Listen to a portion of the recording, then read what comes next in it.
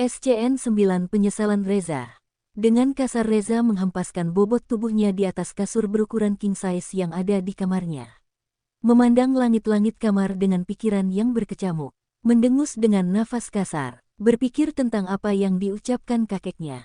Segera Reza mengambil handphonenya dan menghubungi seseorang. Reza menghubungi asisten pribadinya dan memintanya untuk menghandle semua pekerjaan di kantor, serta memastikan semua pekerjaan harus berjalan sesuai rencana. Setelahnya Reza meminta B-City untuk menyiapkan beberapa pakaian. Setelah memikirkan beberapa saat Reza memutuskan akan menemui Maryam, dan melihat keadaan mertuanya, Reza bergegas turun ke lantai bawah dan berpamitan dengan kakek juga neneknya. Kakek Amar dan nenek Halimah pun bahagia dengan keputusan Reza. "Mari Tuan," ucap Pak Roni seraya membukakan pintu mobil. "Tidak usah Pak, saya berangkat sendiri saja, saya akan beberapa hari di sana," tukas Reza. "Baik Tuan," ucap Pak Roni singkat. "Oh ya, selama saya tidak di rumah pastikan kakek dan nenek baik-baik saja," ucap Reza memperingati para pelayan yang berada di sana, termasuk Pak Roni dan B-City. "Baik Tuan," ucap para pelayan serentak. Setelahnya Reza berlalu meninggalkan rumah. "Assalamualaikum," ucap Abi Hanif ketika masuk ke dalam ruang perawatan Umi Maya. "Waalaikumsalam Abi," jawab Umi Maya dan Maryam bersamaan. "Maryam, ini Abi bawakan bubur ayam kesukaanmu," ucap Abi Hanif dengan semangat. Maryam yang mengetahui abinya membawakan makanan kesukaannya segera menghambur, dan menerima pemberian Abi Hanif dengan semangat. Maryam menerima dengan senyum lebar dan ucapan terima kasih. Segera Maryam membuka bungkusan tersebut, terlihat uap yang masih mengepul sedikit di atasnya. Menandakan bubur tersebut masih hangat. Tidak menunggu lama, suapan demi suapan telah masuk ke dalam mulut Maryam.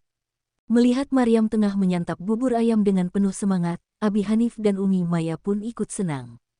"Pelan, pelan saja Maryam," ucap Umi Maya ketika melihat putrinya terlalu bersemangat.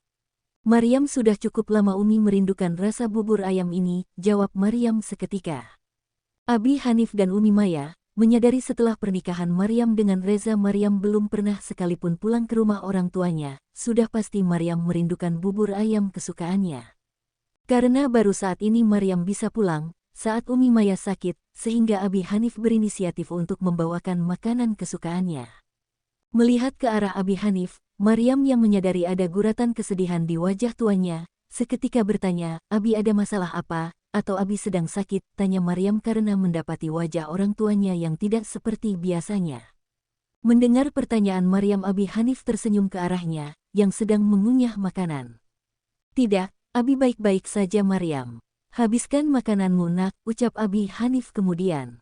Setelah menghabiskan satu porsi penuh bubur ayam, Maryam merasa sangat kenyang dan puas. Setelah itu Maryam bergegas untuk melaksanakan sholat asyar. Maryam segera menuju ke kamar mandi dan mengambil air wudhu. Setelah itu Maryam sholat asyar dengan Abi Hanif sebagai imamnya. Dan Umi Maya yang sholat di atas kasurnya dengan posisi duduk. Setelah menyelesaikan sholat, keduanya membaca beberapa amalan zikir petang dan dilanjut membaca mushaf Al-Quran. Setelah menyelesaikan semua kegiatan selepas sholat, Maryam mencium punggung tangan kedua orang tuanya dengan takzim. "Maryam," ucap Abi Hanif memecah kesunyian. "Ya Abi," jawab Maryam kemudian. "Ada beberapa hal yang ingin Abi bicarakan denganmu nak," ucap Abi Hanif dengan posisi masih duduk di atas sajadah. "Iya Abi, katakan saja," ucap Maryam dengan melipat mukenanya. "Sebetulnya Abi ingin bertanya dari beberapa hari yang lalu," tukas Abi Hanif kemudian.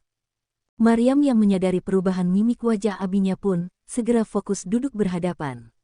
"Maryam, apa kamu bahagia dengan pernikahanmu nak?" tanya Abi kemudian. Maryam yang mendengar pertanyaan tersebut pun merasa bagai sedang tersengat listrik. Maryam merasa sangat terkejut dengan pertanyaan itu, seketika membulatkan kedua bola matanya, dan setelahnya raut wajah Maryam pun menjadi padam. "Maryam, maafkan Abi dan Umi nak," ucap Umi Maya dengan nada sedih. Abi Hanif yang mengetahui jika putrinya sedang tidak baik-baik, namun enggan menceritakan permasalahan yang sedang dihadapi kepada orang tuanya. Abi Hanif yang menyadari, mencoba mencairkan suasana. "Nak, Abi tahu, mungkin ini berat untukmu, tapi Abi percaya kamu bisa melewatinya. Kamu tidak perlu menceritakan permasalahan keluargamu jika memang kamu tidak menginginkannya," ucap Abi Hanif, memberi nasihat.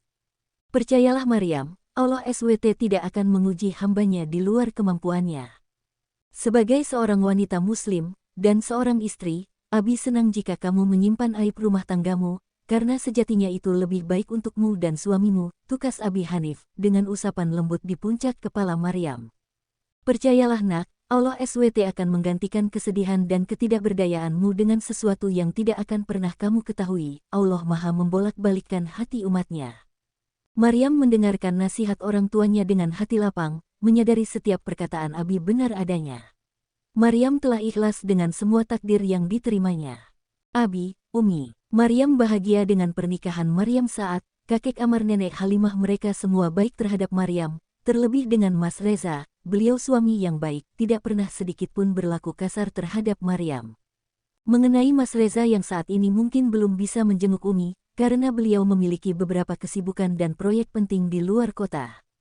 Abi dan Umi tidak perlu mencemaskan Maryam, semuanya baik-baik saja, ucap Maryam panjang lebar mencoba menenangkan kegelisahan kedua orang tuanya. Tanpa disadari oleh ketiganya, seseorang telah berdiri tepat di ambang pintu ruang perawatan Umi Maya. Reza yang mengetahui percakapan ketiganya urung untuk masuk ke dalam ruangan. Bahkan setelah semua yang kulakukan, dia tetap menutupi semua aibku. Bisa saja dia mengatakan semua keburukanku kepada orang tuanya, tapi dia lebih memilih menutupi dan memendamnya sendiri. Ucap Reza dalam hati. Merasa dirinya sudah sangat keterlaluan terhadap Maryam, Reza sangat malu dan tidak bisa menemui Maryam saat ini. Reza memutuskan untuk meninggalkan ketiganya, karena sudah tidak sanggup mendengar perbincangan mereka. Segera Reza mengenakan kembali kacamata hitamnya, dengan langkah gontai Reza bergegas keluar dari rumah sakit. Reza, seseorang memanggilnya. Mendengar seseorang memanggilnya, Reza bergegas mencari siapa orang tersebut. Tama, dengan suara dingin Reza melihat ke arah Tama yang berjalan ke arahnya. Tuan Reza Abizar El Sirazi, sudah lama rasanya kita tidak bertemu. Ucap Tama kepada kemudian. Ya, benar, sudah sejak 12 tahun yang lalu, ucap Reza dengan nada dingin. Hahaha, sudah 12 tahun ternyata, dan kau masih tetap sama dengan Reza yang ku kenal dulu, ucap Tama sinis. Apa maumu? Tanya Reza dengan nada ketus. Apa kau tidak ingin reuni dengan sahabat lamamu ini? Ucap Tama dengan nada mengejek. Reza yang merasa tidak nyaman dengan pertemuannya dengan teman lamanya tersebut, memilih segera berlalu meninggalkannya, kembali pada masa kecil Reza yang selalu mendapatkan perundungan oleh teman-teman sekolahnya, setelah kematian kedua orang tua Reza. Adi Tama Prakasa atau Tama merupakan sahabat baik Reza saat itu. Mereka bersekolah di sekolah yang sama. Kedekatan mereka sudah dimulai sejak dalam kandungan, karena kedua orang tua Reza dan orang tua Tama merupakan sahabat baik. Tama yang sangat menyayangi sahabatnya, tidak segan akan menghajar siapapun yang berani mengganggu Reza. Keakraban mereka berlanjut sampai ke jenjang sekolah menengah atas SMA, di mana keduanya masih bersekolah di sekolahan yang sama. Bahkan pertemanan di antara keduanya berlanjut hingga ke jenjang perkuliahan, kuliah di kampus yang sama. Hanya saja saat itu Tama lebih memilih kedokteran sebagai pilihannya. Berbeda dengan Reza yang mengambil jurusan bisnis sesuai permintaan sang kakek. Keduanya mengalami percekcokan hebat ketika tanpa sengaja Reza menyatakan cinta pada Tasya, yang tak lain merupakan mantan istri pertama Reza. Diketahui Tasya merupakan wanita yang sangat dicintai oleh Tama saat itu. Berawal dari permasalahan itu, persahabatan antara Reza dan Tama mulai renggang, hingga saat ini. Reza memacu kecepatan mobilnya dengan sangat kencang melewati suasana petang di pinggiran kota. Dengan perasaan yang sudah sangat kacau, Reza memarkirkan mobilnya di sembarang tempat, memikirkan sikap dan perbuatan yang telah dilakukan pada Maryam. Reza mulai menyadari kesalahan yang dilakukan. Sikap arogan dan perlakuan kasar yang dia tunjukkan ternyata telah sangat menyakiti seseorang yang saat ini telah sah menjadi istrinya. Dan ketanyaannya tidak hanya Maryam yang tersakiti, tapi juga kakek dan neneknya sudah pasti merasakan sakit dan kecewa terhadap sikapnya. Merasa sangat kacau, Reza memejamkan kedua bola matanya, dan menyandarkan diri di jok mobil. Beberapa saat kemudian sayup-sayup Reza mendengar suara azan. X.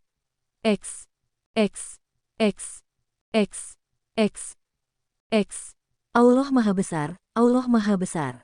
Aku menyaksikan bahwa tiada Tuhan selain Allah. Aku menyaksikan bahwa Nabi Muhammad itu adalah utusan Allah. Marilah sholat, marilah menuju kepada kejayaan. Allah Maha Besar, Allah Maha Besar. Tiada Tuhan selain Allah. Setelah mengerjap beberapa kali, dan melihat ke sekeliling ternyata Reza memarkirkan mobil miliknya di pinggir jalan tepat di depan Masjid Baitul Rahman. Memandang cukup lama ke arah masjid, Reza sadar dia sudah terlalu jauh dengan Tuhan dan agamanya. Setelah berpikir cukup lama Reza memutuskan untuk keluar dari mobil, menuju masjid di hadapannya. Sepertinya sudah sangat lama, sejak saat itu, ucap Reza dalam hati. Reza masuk ke dalam area masjid, mengikuti petunjuk di sana, menyusuri jalan menuju tempat wudhu laki-laki. Reza yang tidak mengingat kapan terakhir kali dirinya sholat dan pergi ke masjid. Bahkan mungkin saat ini dia sudah tidak mengingat bacaan-bacaan sholat. Namun niat Reza saat ini sudah sangat besar akan melaksanakan sholat meski dirinya sudah melupakan semua tata cara sholat.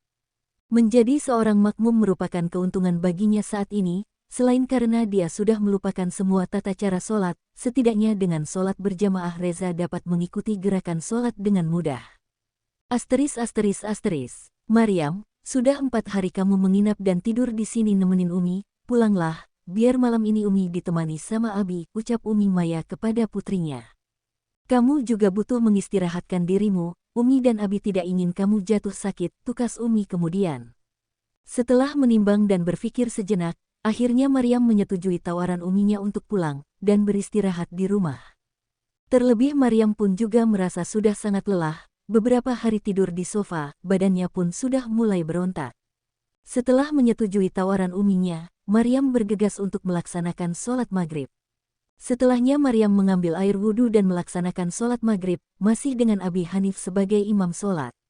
Beberapa saat kemudian ketiganya menyelesaikan sholatnya, Abi Hanif yang membantu mengemasi seluruh pakaian dan barang-barang milik Maryam sebelumnya. Setelah semua siap, Abi Hanif mengantarkan Maryam ke depan rumah sakit, karena Maryam menolak ketika Abi Hanif ingin mengantarkannya pulang. Maryam lebih memilih menggunakan jasa taksi online. Beberapa saat Abi Hanif dan Maryam menunggu di depan rumah sakit. Taksi online yang dipesan Maryam pun akhirnya datang. Maryam berpamitan kepada Abi Hanif dengan mencium punggung tangan orang tuanya dengan takzim. Setelah mengucapkan salam dan berpamitan akhirnya Maryam masuk ke dalam taksi dan berlalu meninggalkan Abi Hanif yang masih berdiri di depan rumah sakit. Jarak antara rumah sakit dan rumah Abi Hanif yang tidak terlalu jauh, sehingga hanya membutuhkan waktu 10 menit untuk sampai. Beberapa saat kemudian Maryam tiba di gerbang depan rumahnya, karena sebelumnya Maryam membayar menggunakan GoPay, jadi saat ini Maryam tidak perlu lagi membayar dan langsung turun dari mobil. Terima kasih Pak, ucap Maryam sembari menuruni mobil taksi online tersebut. Tok tok tok, Assalamualaikum, ucap Maryam di depan pintu rumahnya. Ya, Waalaikumsalam, ucap seseorang dari dalam rumah. Ning Maryam, ucap Biminah kaget, setelah membuka pintu rumah. Ning Maryam sama siapa surup-surup gini, tanya Biminah lagi. Maryam sendirian Bi, tadi Umi sama Abi minta Maryam untuk istirahat di rumah saja, dan sepertinya Maryam memang sudah sangat kelelahan Bi, ucap Maryam dengan nada lesu. Ning Maryam sudah makan, tanya Biminah kemudian. Belum Bi, tadi tidak sempat makan di rumah sakit, takut kemalaman Maryam langsung pulang, ucap Maryam kemudian. Ya sudah kalau begitu, Biminah siapkan makanan dan minuman dulu, Ning Maryam ke kamar saja bersih-bersih dan istirahat, setelah makanan jadi nanti Biminah antar ke kamar, ucap Biminah panjang lebar menjelaskan. Makasih ya Biminah, yang baik dan tidak sombong, Maryam tinggal dulu ya, ucap Maryam sembari berlalu dari hadapan asisten rumah tangganya. Dengan langkah gontai Maryam berjalan memasuki kamarnya. Kamar yang sudah kurang lebih 1 bulan dia tinggalkan. Tidak ada yang berubah dengan kamar Maryam, kamar ini masih tetap sama seperti sebelum ditinggalkannya. Beberapa buku masih tersusun rapi di raknya. Begitupun beberapa mushaf milik Maryam yang masih berada di tempat sebelumnya. Kamar yang selalu bersih dan rapi. Karena Umi Maya selalu meminta Biminah membersihkan kamar tersebut setiap hari. Maryam yang ingin bernostalgia pun berkeliling ke setiap sudut kamarnya, benar saja tidak ada sedikit pun debu menempel di sana. Terlihat Umi Maya sangat merawat kamar miliknya. Setelah puas mengelilingi kamar yang cukup lama tidak dia tempati, seketika Maryam merebahkan bobot tubuhnya ke atas kasur tempat tidurnya. Maryam merasa sangat nyaman tidur di sana, sepertinya sudah lumayan lama dia tidak merasakan tidur dengan nyaman. Setelah beberapa saat Maryam merebahkan badannya di atas kasur, bergegas Maryam untuk ke kamar mandi dan membersihkan dirinya. Sudah lumayan lama rasanya Maryam tidak memanjakan dirinya dengan menggunakan lulur dan juga masker. Maryam yang dulu sebelum menikah selalu rutin melakukan ritual luluran sebelum mandi.